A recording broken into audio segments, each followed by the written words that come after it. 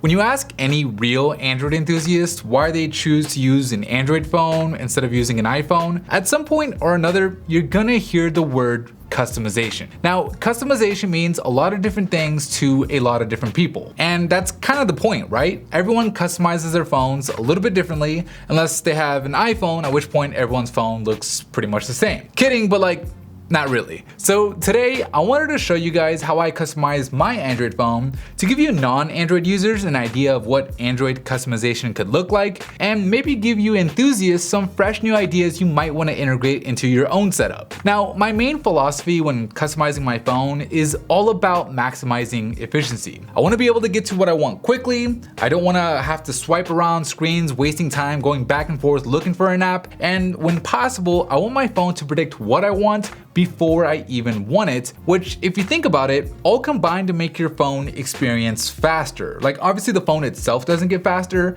but these customizations let you use your phone faster, if that makes any sense. Anyways, the first thing we'll take a look at is the home screen. I'm using a custom launcher in Nova Launcher, which lets you take your customization game to the next level. I've got my most commonly used apps and folders on my main screen, and if you noticed, I have custom icons for each and every app with an icon pack called Materialistic. I've been using this icon pack for years now, and I just love the look of it, especially when it comes to the folder icons, which makes things look a lot more like a desktop computer than just your ordinary phone. I also have a few widgets installed. Up top is a weather widget I customize using HD widgets, and on both the left and the right home screens, I have separate checklists using an app called Todoist, which is really nice because you can check things off right then and there without having to launch the app itself. To match my three home screens, I have three dock pages at the bottom. So the main one is for commonly used apps, the one on the left is for quickly controlling my Philips Hue lights in my bedroom, and the one on the right is for setting shortcuts like battery, storage, and a toggle for quickly maxing out the screen timeout on my display. I also have a bunch of gestures that I can use on the home screen that let me launch apps quickly, and I've set them up in a way that they're easy to remember, because if you don't end up remembering the gestures, then there's like really no point of having them. So a double tap on the home screen toggles my flashlight, a pinch in launches a magnifier letting me zoom in real life,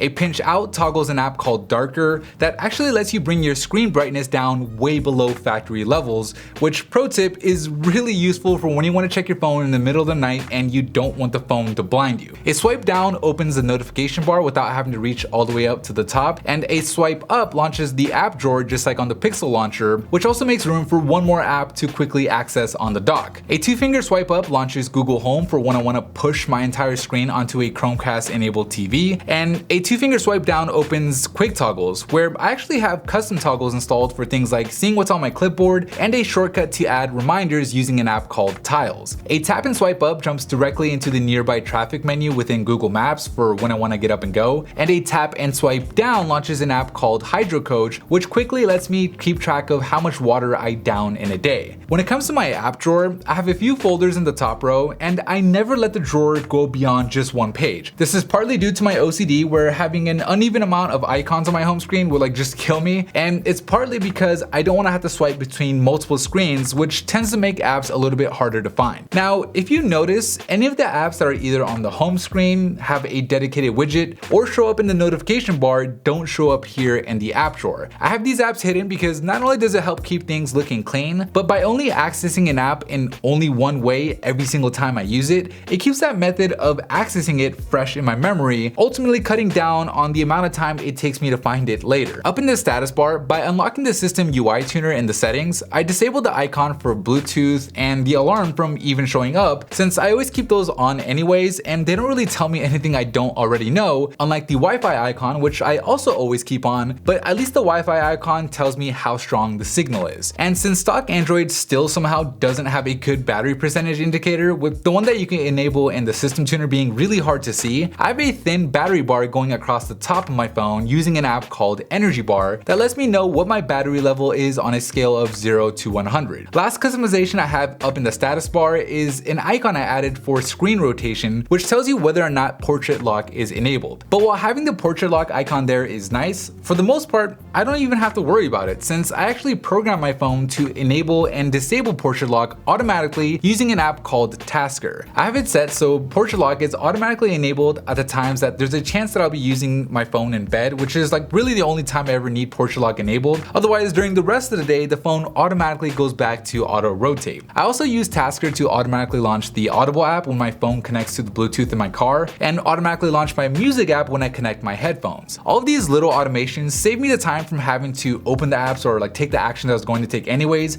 again making my phone experience a little faster. A cool little customization I have for the music app is a visualizer that shows up in the navigation bar at the bottom. It works whether I'm on the music app itself or almost any other screen using an app called Navbar, which is available for phones using Android Nougat and above. Speaking of music, with an app called Button Mapper, I customize the volume buttons on my phone so that a double press of the volume down key both mutes and unmutes the media volume specifically. This is nice for those situations where you want to make sure that your phone doesn't make a sound before you open up your next app or game, where a regular volume press only adjusts the ringer volume unless some sort of media is already playing. Another hardware tweak I have takes full advantage of the phone's LED notification light using an app called Light Manager. I have different colors flash for notifications from different apps. So for Facebook notifications, the LED flashes blue, it flashes yellow for Snapchat, cyan for Twitter, green for missed calls and text messages, and red for when I either have really low battery or when I have no cell signal, which all combined save me time by not having to actually check my phone for the notifications that I otherwise don't really care about. And then finally, the most textbook customization for anybody who cares about speed is changing the animation times in the developer settings, which I personally like to set at half the stock animation speed. But other than that, that's pretty much the gist of how I customize all my Android phones. Like I said before, my main philosophy when it comes to customizing my phone is to maximize its efficiency, and to be honest, even though I don't always use the fastest smartphone in the world, I feel like all these little efficiencies combined kind of make up for the difference, at least somewhat. Now, everything I showed you here can be done without rooting your phone or anything like that, and I'll be linking every app I talked about down below in the description. Anyways, that is it for me in this video. Give it a thumbs up if you liked it.